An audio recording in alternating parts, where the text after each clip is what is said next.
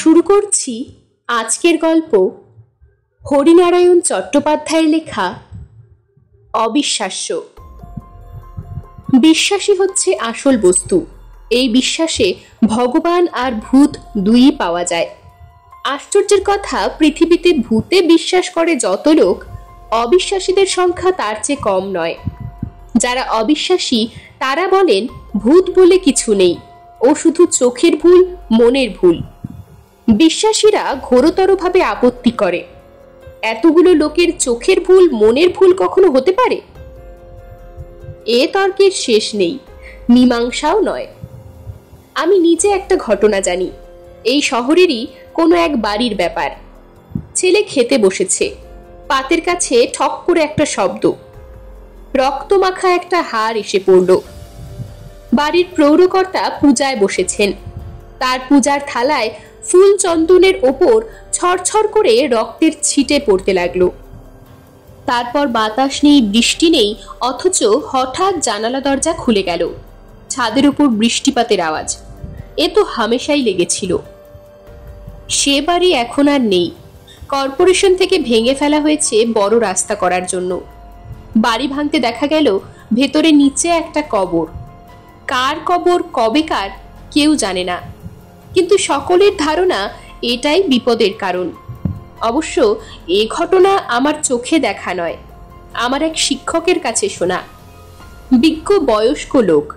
ভূতের মায়াজাল সৃষ্টির জন্যে তিনি অযথা কল্পনা করে কিছু বলবেন, এ আমি ভাবতেই পারি না। আজ তোমাদের যে ঘটনা শোনাবো সেটা আমার নিজের চোখে দেখা। সমবয়সীদের কথাটা বলেছি, তারা মুচকি হেসেছে।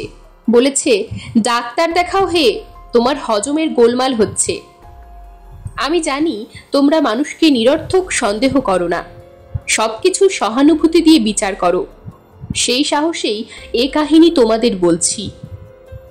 আজ থেকে প্রায় 30 বছর আগেকার কথা। সবে কলেজ থেকে বেরিয়েছি, ইতস্তত চাকরির সন্ধান করছি। এমন সময় পাড়ার ছেলেরা আমার কাছে এসে হাজির। কি ব্যাপার, এখন তো পূজার মরশুম নয়, তবে কিসের চাঁদা? ছেলেরা হাসলো। না, চাঁদা নয়, স্কুল বন্ধ হয়ে গেছে, আমরা অভিনয় করব, একটা বই ঠিক করে দিন। বললাম, অভিনয় কেন, নতুন কিছু করো। কি করব বলুন? হঠাৎ মুখ থেকে বেরিয়ে গেল, জলসা করো, বিচিত্রানুষ্ঠান। তখন এ যুগের মতন গলিতে গলিতে সপ্তাহে 2টো করে জলসার রেওয়াজ হয়নি। তাই ছেলেদের বললাম, গান থাকবে, বাজনা থাকবে, আবৃত্তি করে তোমরা যদি চাও 2-1টি নাটকের খণ্ডদৃশ্য অভিনয়ও করতে পারো। ছেলেরা খুব খুশি, তবে একটু আপত্তির সুর তুলল। 2-1জন ভালো শিল্পী না থাকলে শুধু আমাদের গান বাজনা শুনতে কি কেউ টিকিট কিনবে? আমরা লাইব্রেরির জন্য কিছু টাকা তুলতে চাই। কলেজে আমাদের বছরে 2টো করে বিচিত্রানুষ্ঠান হতো। সেই সব পরিকল্পনা আর আয়োজনের ভার ছিল আমার উপর। বাইরে থেকে গায়ক গায়িকারা কলকাতায় এলেই আমি যোগাযোগ করতাম, তাদের নিয়ে আসতাম কলেজে। কিন্তু কলেজের অর্থ সামর্থ্য ছিল, পাড়ার ছেলেরা কি মোটা টাকা দক্ষিণা দিয়ে এদের আনতে পারবে? ছেলেদের এ কথা কিছু বললাম না, বেচারিরা কষ্ট পাবে। তাই মুখে বললাম, ঠিক আছে, খোঁজ করে দেখি কলকাতায় কে আছে, অন্তত একজনকে আনতে চেষ্টা করব। তোমাদের কবে হবে? ছেলেরা তারিখ বলল। আমি যথাসময়ে বেরিয়ে পড়লাম। আগেই খোঁজ নিয়েছিলাম, 2জন এ সময় শহরে আছেন, লখনৌয়ের বেগম আনোয়ার আর ওস্তাদ জামির খাঁ। এদের 2জনের সঙ্গে যথেষ্ট হৃদ্যতা আছে, অনেকবার কলেজে এসেছেন। প্রথমে গেলাম বেগম আনোয়ারের কাছে। সব শুনে বেগম বললেন, নিজে এসেছেন বাবুজি, কি আর বলবো, কিন্তু আমি আজ রাতেই পাটনা রওনা হচ্ছি। পাটনা? হ্যাঁ, গর্দানিবাগে গানের আসর আছে, কথা দিয়েছি, জবান রাখতেই হবে। কসুর মাফ করবেন বাবুজি। এরপর আর কি বলবো? জিজ্ঞাসা করলাম, আচ্ছা, ওস্তাদ জামির খাঁ কোথায় আছেন বলতে পারেন? শুনেছিলাম তিনি ভোপাল থেকে এখানে এসেছেন। বেগম আনোয়ার বিষণ্ণ কণ্ঠে বললেন, জমির খাঁ সাহেব এখানেই আছেন, তবে শুনলাম তার শরীর খুব খারাপ। আসরে কি আর গান গাইবেন? দেখি চেষ্টা করে। আপনি ঠিকানাটা বলুন। 7-3 বেনেটোলা লেন। বেগম আনোয়ারকে সেলাম জানিয়ে বেরিয়ে এলাম। ঠিক জায়গায় ট্রাম থেকে নামলাম। অপ্রশস্ত গলি, দুপাশে বস্তির সার, ইতস্তত মুরগির পাল চড়ে বেড়াচ্ছে। জরাজীর্ণ বাড়ি, একপাশের দেয়াল ভেঙে পড়েছে, আগাছার ঝোপ, সাদা রং দিয়ে বাড়ির নম্বর লেখা। শিল্পীর খেয়াল ছাড়া আর কি, নইলে এমন জায়গায় ওস্তাদ জমির খাঁ থাকবেন এটা কল্পনারও অতীত। উঠানে দাঁড়িয়ে ডাকলাম, ওস্তাদজি, ওস্তাদজি। বার তিনেক ডাকার পর ভেতর থেকে ক্ষীণ কণ্ঠ ভেসে এলো, কে কে ওখানে? ভেতরে ঢুকলাম। ঢুকেই চমকে উঠলাম। পাতলা একটা ফতুয়া পরনে, গালে দাড়ির ঝোপ, কোটরাগত চোখ, ময়লা একটা তাকিয়া ঠেস দিয়ে বসে আছেন। এ কি, আপনার চেহারা খুব খারাপ হয়ে গেছে ওস্তাদজি। ওস্তাদজি ম্লান হাসলেন। শরীরটা কদিন খুব খারাপ যাচ্ছে, হাঁপানিতে বড় কষ্ট পাচ্ছি। একটু ইতস্তত করে আমার কথাটা নিবেদন করলাম। ওস্তাদজি থেমে থেমে বললেন, আপনি এসেছেন, আপনাকে না বলি কি করে? আপনার হাত দিয়ে অনেক দিন অনেক টাকা পেয়েছি। কলেজের উৎসবে প্রত্যেক বছরই আপনি নিয়ে গেছেন। কবে আপনাদের অনুষ্ঠান? সামনের শনিবার। শনিবার? তার মানে এখনো 4 দিন সময় আছে। আপনি তো জানেন আমি মাঝরাতের আগে গান গাই না আসরে। আমি ঠিক রাত 12টায় যাব, আমার এক দোস্তের মোটরে। আপনাকে কষ্ট করতে হবে না। দক্ষিণার টাকা কটা ওস্তাদজির সামনে রাখতেই তিনি মাথা নাড়লেন। টাকা আপনি উঠিয়ে নিয়ে যান বাবুজি, আপনি আমার বহুদিনের চেনা লোক, সে রাতেই টাকাটা আপনার কাছ থেকে নেব। খুশি মনে উঠে এলাম। খবরটা দিতেই ছেলেদের মধ্যেও খুশির বন্যা বয়ে গেল।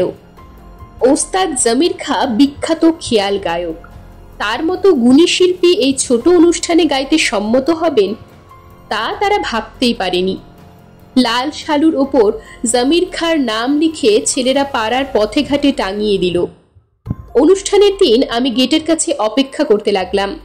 জলসা শুরু হয়েছে 9:30, এখন রাত 11টা। আসরে লোক ভর্তি। জমির খাঁ অসুস্থ মানুষ, আশা করেছিলাম তিনি ঘণ্টাখানেক আগেই আসবেন। একটু বিশ্রাম নেওয়া প্রয়োজন। 11:30 বাজল, 11:45। সর্বনাশ, ওস্তাদজির দেখা নেই। সম্ভবত অসুস্থ হয়ে পড়েছেন, আসতে পারবেন না। কিন্তু এই কথাটা ঘোষণা করলেই চেঁচামেচি শুরু হবে। লোকে ভাববে মিথ্যা স্তোকবাক্য দিয়ে তাদের টিকিট কিনিয়েছি। শামিয়ানা জ্বালিয়ে দেওয়া বিচিত্র নয়, আমরাও যে অক্ষত থাকব এমন সম্ভাবনা কম। 12টা বাজতে যখন মিনিট 2 তখন ভেতর থেকে একটি ছেলে এসে বলল, ওস্তাদজি এসে গেছেন। সে কি, আমি ঘাটি আগলে রয়েছি, ওস্তাদজি এলেন কোথা দিয়ে? ভেতরে গিয়ে দেখলাম মঞ্চের এক কোণে ওস্তাদজি বসে, সারা শরীরে কালো পোশাক। আমি প্রশ্ন করার আগেই বললেন, দোস্ত পেছনের রাস্তায় ছেড়ে দিয়ে গেল, একটু ঘুরপথ, তা আসতে অসুবিধা হয়নি। ঠিক 12টায় ওস্তাদজির গান শুরু হলো। ভালো করে গান শুনবার জন্যে আমি আসরে গিয়ে বসলাম। দুটি খেয়াল গাইলেন, রাগ যোগিয়া আর বৃন্দাবনী সারং। কি অপূর্ব কণ্ঠ লালিত্য, বোঝানো সম্ভব নয়। গান শুনে মনেও হলো না ওস্তাদজি অসুস্থ। আসর থেকে আরো গাইবার অনুরোধ আসতে ওস্তাদজি সেলাম জানিয়ে উঠে গেলেন। তন্ময় হয়ে শুনছিলাম। যখন খেয়াল হলো দেখলাম মঞ্চে একটি তরুণ আধুনিক গান গাইছে, পাড়ারই কোনো ছেলে। ওস্তাদজির সম্মান দক্ষিণা আমার মুঠোর মধ্যেই ছিল, তাকে দেবার জন্যে মঞ্চের ভেতরে গেলাম। ওস্তাদজি নেই। কে একজন বলল শরীর খারাপ বলে গান শেষ করেই চলে গিয়েছেন। পরের দিন ভোরে সেক্রেটারির মোটর গাড়ি নিয়ে বেরিয়ে পড়লাম। ওস্তাদজির হাতে টাকাটা দিয়ে আসবো, আর সেই সঙ্গে তাকে ধন্যবাদও দিয়ে আসবো অমন চমৎকার গান করার জন্য।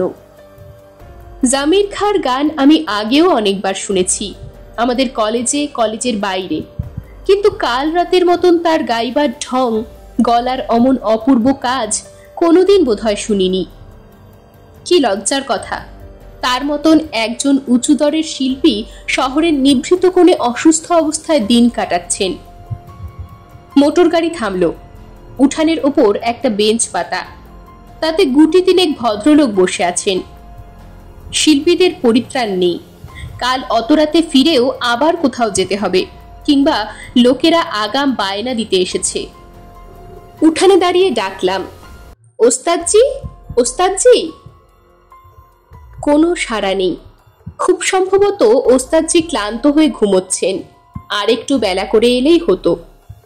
ভেতরে যাব কিনা ভাবছি, এমন সময় বেঞ্চে বসা একটা লোক এগিয়ে আমার কাছে এসে দাঁড়ালো। আপনি কাকে খুঁজছেন? ওস্তাদজিকে। কোন ওস্তাদজি? ওস্তাদ জামির খাঁ, বিখ্যাত খেয়াল গায়ক। লোকটি বার কয়েক আমার আপাদমস্তক দেখে প্রশ্ন করল, আপনি কোথা থেকে আসছেন?